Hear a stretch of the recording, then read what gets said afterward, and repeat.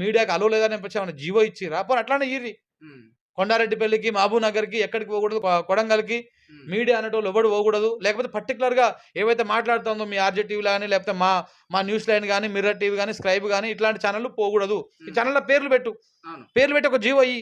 ఈ హ్మ్. ప్రాంతంలో ఈ మీడియాని మేము నిషేధిస్తున్నాం గవర్నమెంటు. హ్మ్. పోవద్దు అని జీవో ఇయ్యి. హ్మ్. మేము పోము గదా! హ్మ్. ఎందుకు ఇంక ఈ లొల్లే ఉండదు గదా! హ్మ్. నీ ప్రాంతానికి పోము, నీ ప్రాంత ప్రజల సమస్యలు చూపించము. హ్మ్. అయిపోతది గదా అది. హ్మ్. మరి ఇదేం దుర్మార్గం? హ్మ్. గిట్ల పోయి చూపిస్తే మాట్లాడితే దాడులు చేసేస్తారా? హ్మ్. నిన్న గనక ఆళ్ళు కొట్టాల్సిన అవసరం లేదు బ్రదర్. హ్మ్. నిన్న కారు ఆ 150 స్పీడ్‌లో ఉంది. హ్మ్. ఆ టైంలో చిన్న రాయొచ్చి తగిలినా, చిన్న ఆ! రాయి వచ్చినా గాని హ్మ్. ఖతమే. స్పాట్ ఎగిరిపోయేది. అందరం అందులో ఉన్నోళ్ళం ఎవ్వరం కూడా హ్మ్. బతకకపోదుం. హ్మ్. హ్మ్.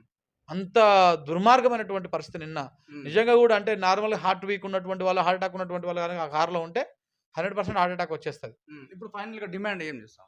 ఏం లేదు బ్రదర్. అంటే ఇప్పుడు ఇలాంటి ఘటన మళ్ళా పునరావృతం